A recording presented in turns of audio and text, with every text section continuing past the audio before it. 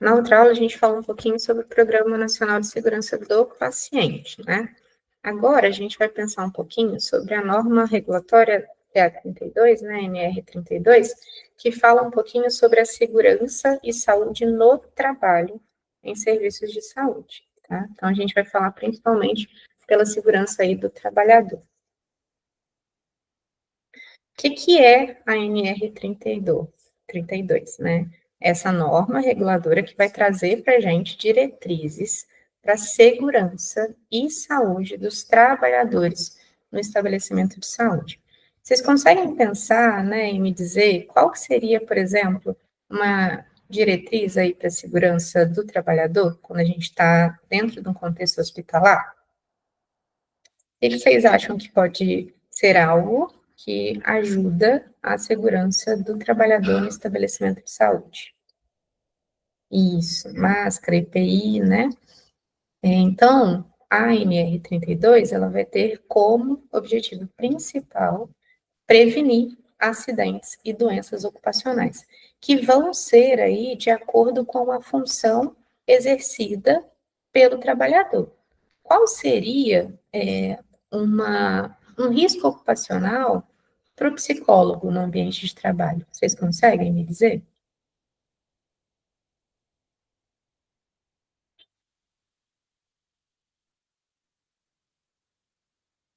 Não? A gente tem um risco que é postural, tá? A gente tem risco relacionado à doença viral, né, ao contágio, tá? Então, por isso que é tão importante o uso do EPI, mas a gente também tem uma questão que pode ser ergonômica, postural.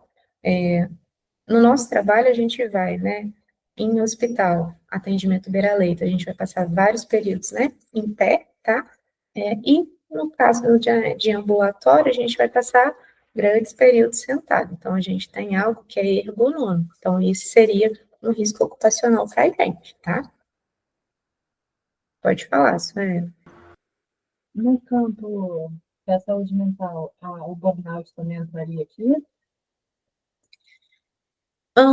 Não cita na NR32 burnout, tá? Tá bom. A gente precisa focar na NR32. Tá. Busca promover um ambiente de trabalho saudável para os profissionais da área de saúde. Quais que são os riscos, né, caracterizados na NR32 para os profissionais de saúde? A gente vai ter risco biológico, e aqui eu vou trazer os principais, tá? Vão considerar-se, né, agentes biológicos, micro-organismos geneticamente modificados ou não, culturas de células, parasitas, toxinas e príons. Príons são proteínas que estão aí associadas a danos no sistema neurológico, tá? Então, o risco biológico vai envolver todo o contato com o material, com o agente biológico, tá? Manuseio relacionado a sangue, né? Por exemplo, a gente tem um paciente que está com uma lesão com sangramento, né? O enfermeiro, por exemplo, ele vai precisar manusear com óculos, né? Com máscara, sempre com luva, respeitando aí o uso do EPI. E ela vai estabelecer essas medidas, né, para prevenir a exposição, que é exatamente, que é o principal ponto, que é a utilização de equipamentos de proteção individual, que precisa ser adequado de acordo com o risco ali naquela situação.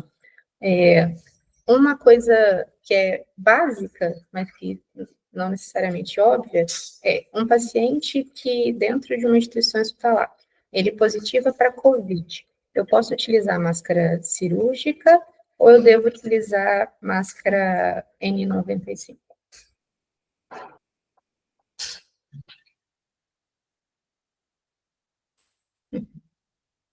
Pode ser cirúrgica, exatamente. Tem muito essa confusão, tá?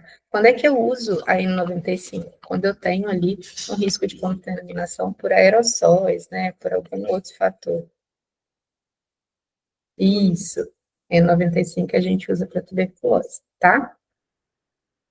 Que a gente tem ali, né? Disperso no ambiente, aerossóis e outros fatores. Prevê a realização de treinamentos para manipulação de materiais biológicos. Então, a gente tem que estar constantemente, isso vocês viram no Programa Nacional de Segurança do Paciente, vão ver na NR32 também, que a gente precisa ter constantemente treinamento. A educação, né, dos profissionais de saúde é importantíssima para que eles saibam manipular, manusear os materiais biológicos, tá?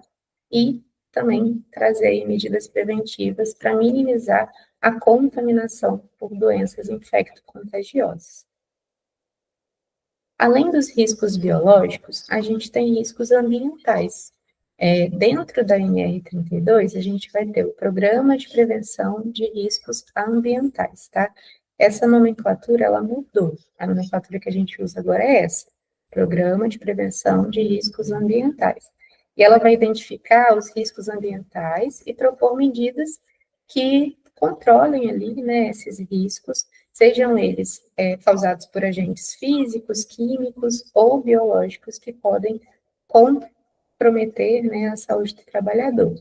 E aí, esse programa, ele precisa conter a identificação dos riscos biológicos que vão ser mais prováveis, né, em função da localização geográfica, da características do serviço de saúde e de seus setores, avaliação do local de trabalho e do trabalhador.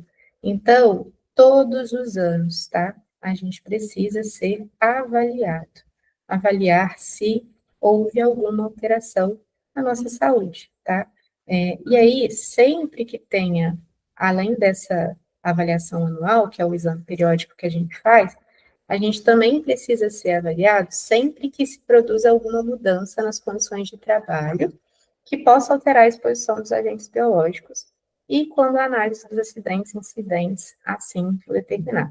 Houve algum incidente, é necessário reavaliar, né, refazer os exames periódicos do trabalhador, então a gente precisa indicar. Então, ó, a gente faz anualmente e, exceto, né, a gente vai precisar fazer em outros momentos, caso haja ali alguma mudança na condição de trabalho ou haja algum acidente, incidente.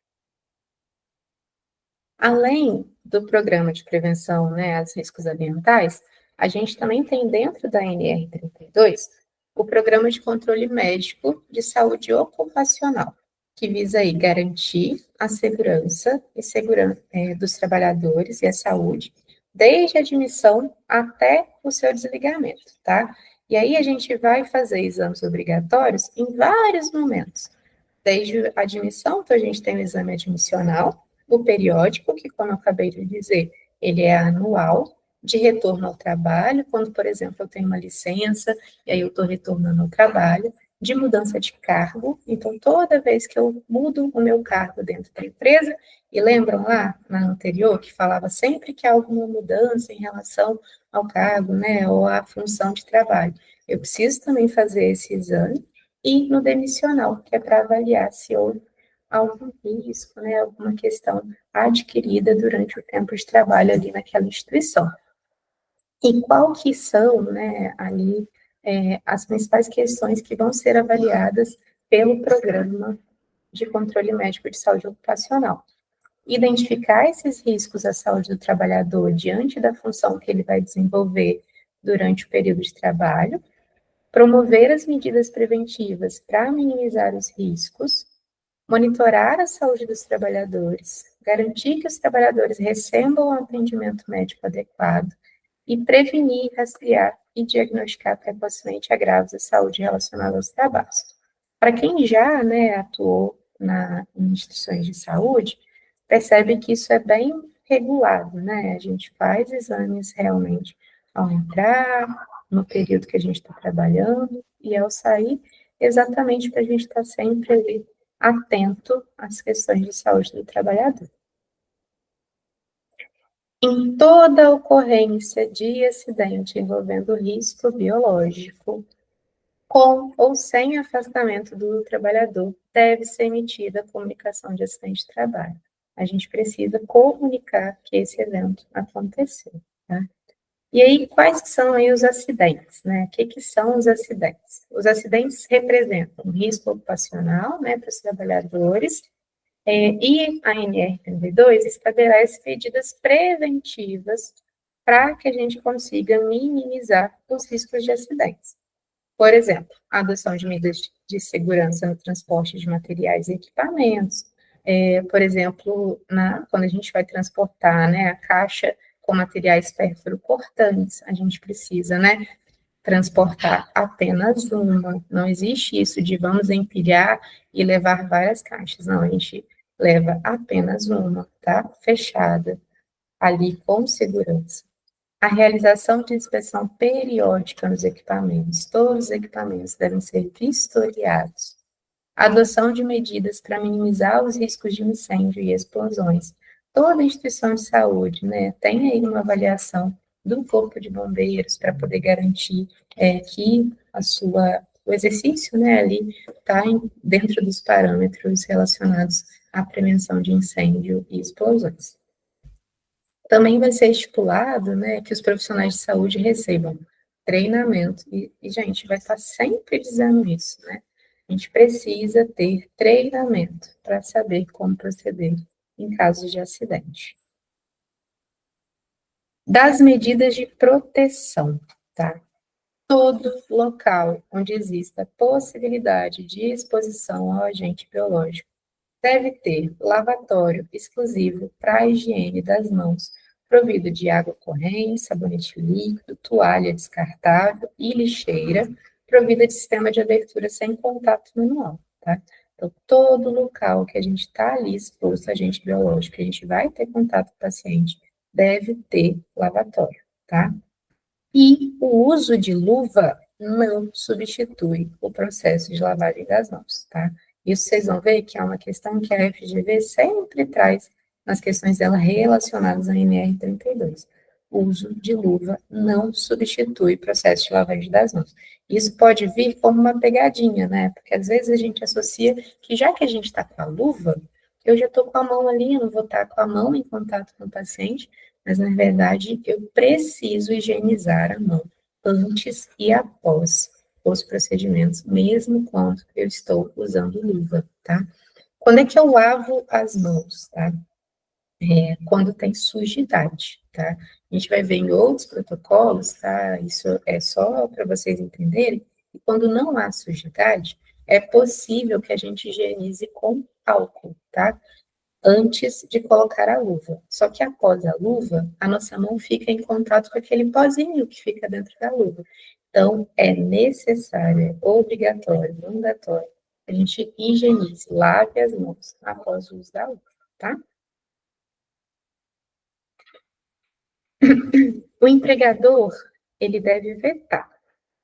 Aí são questões, né, de quem está ali da instituição. A utilização de pia de trabalho para fins diversos, ato de fumar. Aí aqui é um fator que as pessoas sempre questionam, né? Ah, mas o profissional de saúde pode usar adorno? Não. O que é adorno? Tudo que não é necessário, que não é EPI. Brinco, pulseira, anel, aliança, nada disso pode ser usado, tá? E o uso de calçados, né, dentro da instituição de saúde tem que ser calçado fechado, tá? Não pode calçado aberto. E os alimentos, eles devem estar em locais que são destinados a eles. Então, no geral, né, as instituições têm ali uma copinha e a gente consegue colocar os alimentos lá, né, identificados, para que a gente tente evitar pragas, né, em outros lugares que não na área de alimentação. E aí, os trabalhadores não devem deixar o local de trabalho com os equipamentos de proteção individual e as vestimentas. Nesse ponto, entra a questão do jaleco. O jaleco ele deve ser utilizado apenas dentro do espaço de trabalho. Então, isso de vou sair com jaleco, vou andar de ônibus de jaleco, vou no restaurante com jaleco. Não pode, tá? O jaleco é uma vestimenta de proteção, ele é o EPI também. Então, a gente precisa utilizar ele apenas dentro do espaço do trabalho, tá? E o empregador deve garantir a conservação e a higiene dos materiais, providenciar recipientes e meios de transporte adequados para os materiais infectantes, fluidos e tecidos orgânicos, assegurar a capacitação aos trabalhadores antes do início das atividades. E sempre que ocorrer alguma mudança das condições, fazer novamente, né, uma capacitação, tá? Essa capacitação, né, ela deve ser ministrada durante a jornada de trabalho, então ela não deve ser em contraturno, e por profissionais de saúde familiarizados com os riscos, né, tem que ser alguém capacitado. Um outro ponto que eu quero muito que vocês experienciem é a vacinação, né? Porque quando a gente passa para a residência, a gente precisa levar o nosso comprovante de vacinação atualizado. E aí, quais que são as principais vacinas que a gente precisa ter para atuar no serviço de saúde? Vai ser tétano, difteria, a de hepatite B e as demais que aquela instituição preconizar, tá? Na maior parte das instituições, agora eles solicitam, por exemplo, a vacina de Covid, mas essa não estava dentro da NR32. Dos medicamentos e drogas de risco, tá? Ou seja, para efeitos desta NR, consideram-se medicamentos e drogas de risco aquelas que possam causar genotoxicidade, né, que podem alterar aí geneticamente, carcinogenicidade, que é aquelas drogas que podem levar, né, à causa de câncer, teratogenicidade, toxicidade séria e seletiva sobre órgãos e sistemas. Então, toda droga, né, que pode causar algum desses riscos, a gente precisa ter um manuseio correto, tá? Por exemplo, nas questões de quimioterapia, o enfermeiro que manuseia a quimioterapia, ele obrigatoriamente precisa estar em uso da N95 por conta da possibilidade de dispersão em ar. Precisa estar usando luva, precisa estar de jaleco, precisa estar de óculos, porque ele pode ali, no manuseio do quimioterápico, acabar por algum extravasamento, entrar em contato com a droga, e é algo que é nocivo, tá? A teratogenicidade é relacionada à má formação fetal. E um dado que é interessante é que gestantes não podem atuar onde tem quimioterapia. Então, por exemplo, se eu engravido, eu não posso atuar com pacientes que estão em quimioterapia. Eu não posso estar na unidade de internação de quimioterapia ou no ambulatório de quimioterapia, exatamente porque pode ali, né, pela dispersão dos quimioterápicos, ter algum risco de má formação fetal, tá? E aí eu trouxe aqui parte do anexo, tá? Que eu achei importante trazer, que são quais que são aí os agentes biológicos, né? Como é que os agentes biológicos são classificados?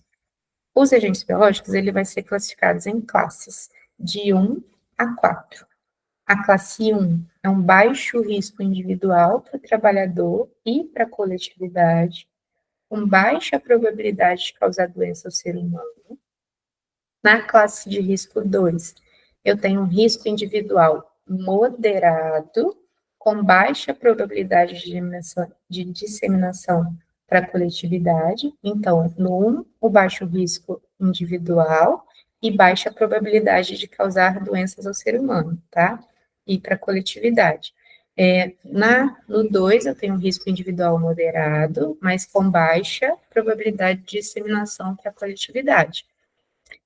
Na classe de risco 3, eu tenho um risco individual elevado, com probabilidade, então aqui eu não tenho, né, um nível, tem uma probabilidade de disseminação para a coletividade, então pode aí causar doenças, infecções graves ao ser humano, para os quais nem sempre aí existem meios eficazes de profilaxia ou tratamento, às vezes não existe vacina ainda.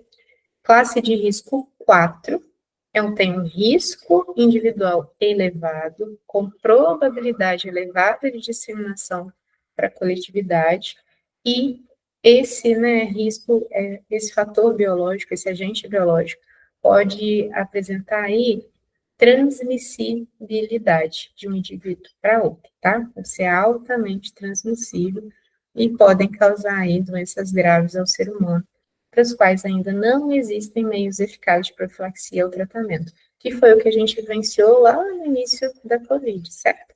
Era quando a gente tinha uma alta probabilidade, né, de disseminação e transmissibilidade. Hoje, a Covid não estaria aí mais no risco 4, porque a gente já tem meio eficaz, né, de profilaxia ou de tratamento, tá bem?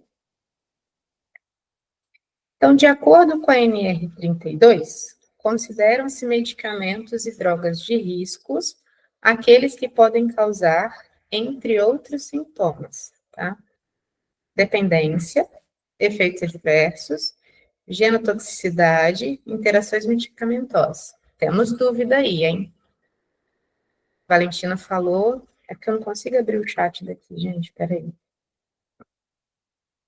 Valentina falou C, Noemi falou E, não, peraí.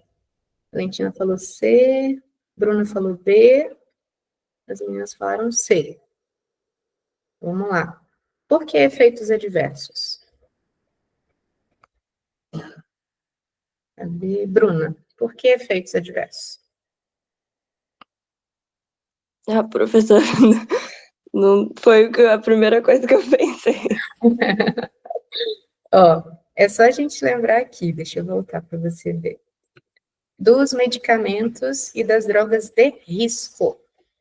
Aquelas que possam causar genotoxicidade, carcinogenicidade, teratogenicidade, toxicidade séria e seletiva sobre órgãos e sistemas. A gente não menciona aqui evento adverso, tá vendo? É qual que é o risco, tá? Que essa droga pode causar para o ser humano, tá? Não é a ação, né? Não é o evento, é o que ela pode causar, tá?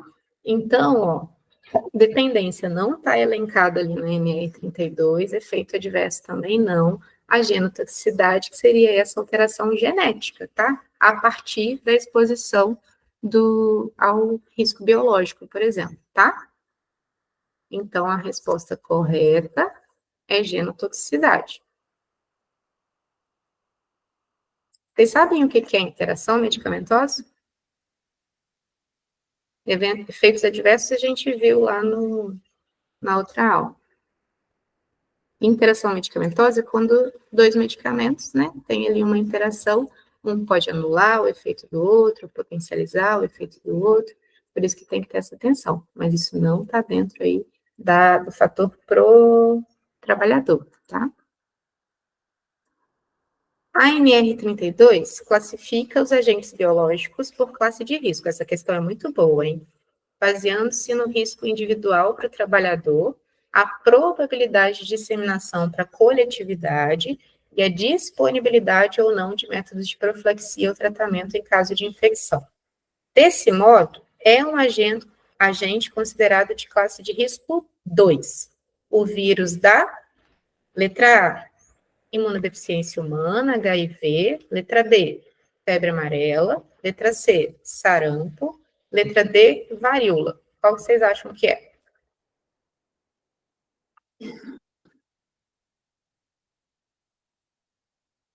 E aí? Quer que eu volte lá na classificação? Vou voltar aqui, ó, para facilitar para vocês. Ó, risco 1, baixo risco individual para o trabalhador e para a coletividade, com baixa probabilidade de causar doença ao ser humano. HIV estaria classificado aí, sarampo, varíola. Vamos avaliando. A gente precisa de alguma que seja classe de risco 2. Risco individual moderado para o trabalhador e com baixa probabilidade de disseminação para a coletividade, pode causar doença para as quais existem meios eficazes de profilaxia ou tratamento. Então, causa doença, mas eu tenho ali uma profilaxia e tratamento. O risco 3 é um risco individual elevado, com probabilidade de disseminação para a coletividade. E o 4, eu tenho um risco individual elevado, com probabilidade, né, elevada de disseminação e com transmissibilidade. Pode causar doenças graves, para as quais não existem meios eficazes de profilaxia ou tratamento. E aí, povo? Vamos analisar um por um?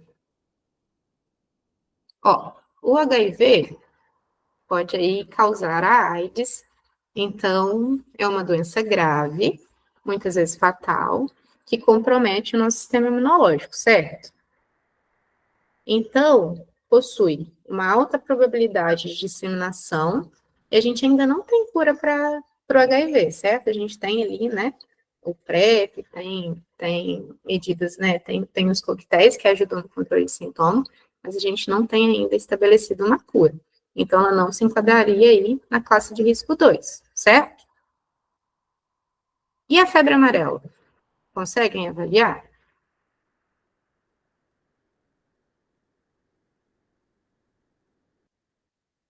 Eu achei essa um pouco difícil, professora, que tem que saber mais sobre as doenças, assim. Ó, vamos lá. A febre amarela, ela é uma doença grave, certo? E ela tem uma alta taxa de letalidade. Ela é transmitida por mosquito, então eu tenho aí também uma transmissibilidade maior em relação à coletividade.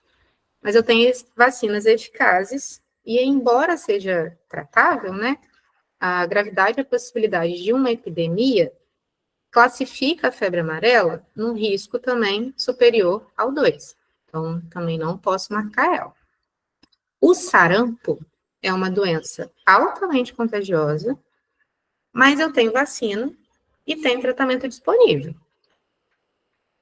Pode ser considerado um agente de risco 2?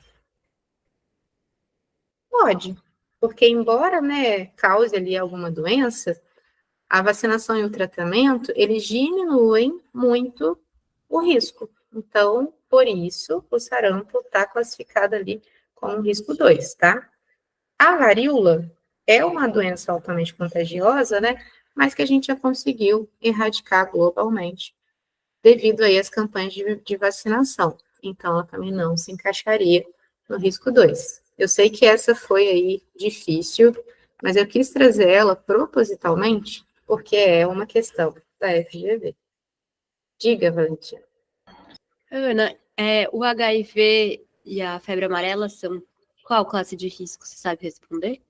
Vamos voltar lá, ó.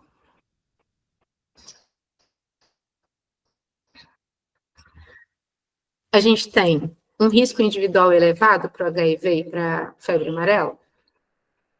Sim, A gente tem uma probabilidade, né, de disseminação para a coletividade? sim, Então, a gente pode considerar o 3 e 4, certo? sim, Só que quando a gente pensa febre amarela, a gente tem ali a possibilidade de uma epidemia, não temos? sim. Então, a febre amarela elencaria ali dentro do risco 4, tá? Porque eu tenho uma transmissibilidade muito grande, tá? Certo. O HIV pode causar doenças e infecções graves ao ser humano, para quais nem sempre existem meios eficazes de profilaxia e tratamento. Mas eu ainda assim tenho ali algumas medidas que eu posso contornar os efeitos, certo? Então, seria uma classe de risco 3, ok? Mas a febre amarela entraria como classe de risco 4, mesmo tendo vacina? É por conta da transmissibilidade. Eu posso ter uma epidemia, Entendi. entendeu? Tá. Você acha que é recomendável a gente decorar algumas dessas doenças ou deixar quieto? Não, Você eu trouxe só trouxe, é isso porque de... como é uma prova que ela vai, eu asseguro, eu imagino que a parte de conhecimento básico deve ser a mesma para todo mundo, tá? E aí depois a parte de conhecimento específico é que a gente deve adentrar mais a questão da psicologia. Então, se for para todo mundo, a gente tem que entender que vamos ter enfermeiros fazendo essa prova. Lembra? A gente tem enfermeiros, a gente tem nutricionistas, a gente tem farmacêuticos. E aí eu quis trazer essa questão, que apesar da gente ser da psicologia, a gente tem outras equipes fazendo a prova. E aí eu fiquei temerosa de que talvez tivesse uma questão como essa, e como essa questão é da banca da FGV, eu quis trazer para que a gente pensasse assim, que, olha, pode ter. Então, não precisa decorar nada sobre as doenças, mas só mesmo ter atenção, assim, e conhecimento básico, tá?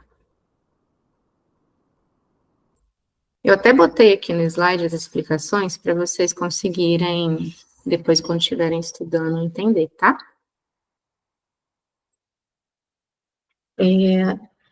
Vamos para a próxima. Segundo a NR32, o programa de vacinação de trabalhadores deve ser desenvolvido. Aí vamos julgar aí as afirmações, tá? Ele precisa ser desenvolvido em todas as empresas que possuem alojamento de trabalhador?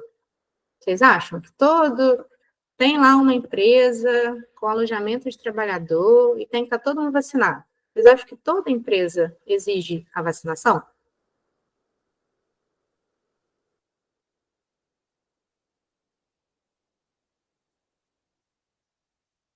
Então, e aí? Ó, vamos lá analisar, ó. Todas No, no, Oi? eu não sei se você tá vendo, é que a gente respondeu no chat. Ih, gente, não tô vendo, não apareceu para mim, desculpa. Tudo É bem. falso. É porque não tá aparecendo no chat para mim, desculpa. Vamos lá.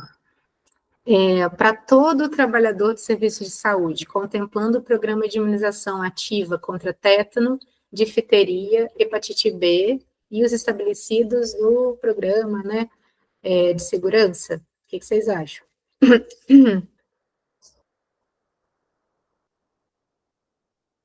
E aí, ó, tem as palavrinhas-chave aí nessa afirmativa. Essa é verdadeira. Essa A é primeira verdadeira. é falsa, porque a NR32 é só sobre estabelecimentos de saúde, né? Perfeito, Valentina. A pegadinha é exatamente essa. Em todas as empresas, não. A segunda já traz para todos os trabalhadores de serviços de saúde. Então, ela está especificando. Numa empresa, sei lá, de mecânica, eles não vão provavelmente exigir a vacinação. A3, a todos os trabalhadores que executam atividades em ambientes confinados. Agora eu estou vendo o chat, podem responder pelo chat que eu estou conseguindo ver. Bruna falou falsa, Laura, falsa. E por que é falsa? Porque não é no âmbito da saúde. Exatamente, pelo mesmo motivo. Então, qual que é a resposta correta? A, B, C, D ou E?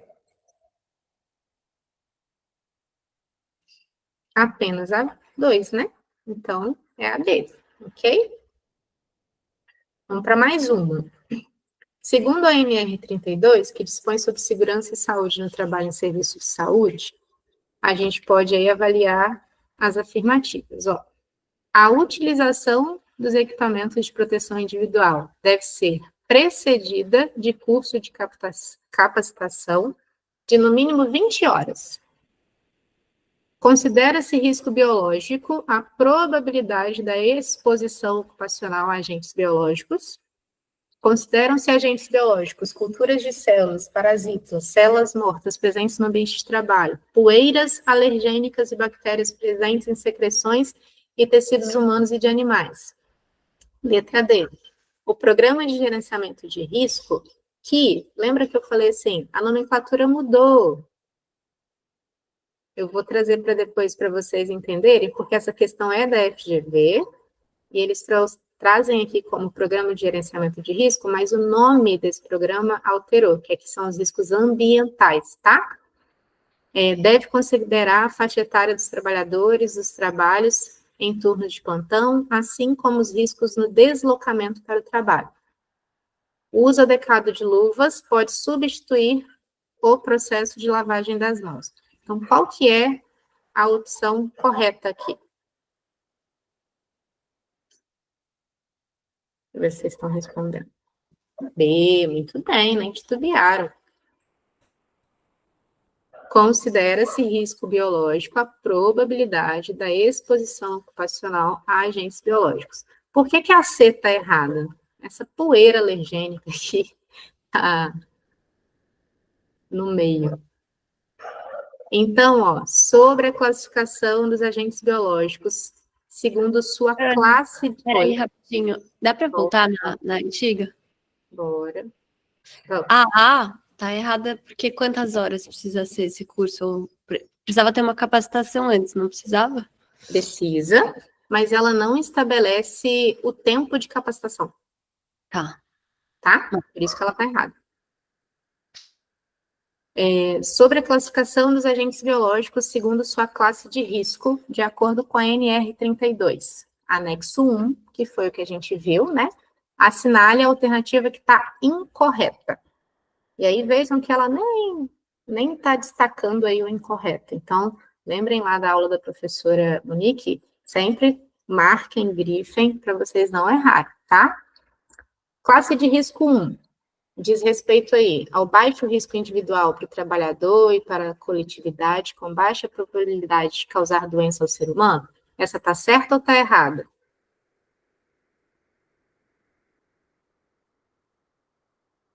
Certo, muito bem. Classe de risco 2, risco individual moderado para o trabalhador e com baixa probabilidade de disseminação para a coletividade. Podem causar doenças ao ser humano, para as quais existem meios eficazes de profilaxia e tratamento. Essa está certa ou errada? Está certa também. Classe de risco 3, risco individual elevado para o trabalhador e com probabilidade de disseminação para a coletividade, podem causar doenças e infecções graves ao ser humano, para as quais nem sempre existem meios eficazes de profilaxia ou tratamento. Certo ou errado? Certa também. E a classe de risco 4, risco individual elevado para o trabalhador e com probabilidade elevada de disseminação para a coletividade, apresenta grande poder de transmissibilidade de um indivíduo a outro e podem causar doenças graves ao ser humano para as quais não existem meios eficazes de profilaxia ou tratamento. Certo ou errado? Certo também. Então, qual que vai restar para a gente? Classe de risco 5, risco de morte imediata à exposição ocupacional. A gente falou de alguma classe de risco 5? Nem existe, tá? A gente tem 4 classes de risco. Então, aqui, a incorreta é a 5.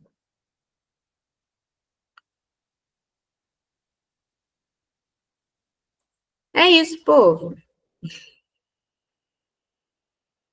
Deixa eu parar aqui para ver vocês, senão eu não consigo vê-los.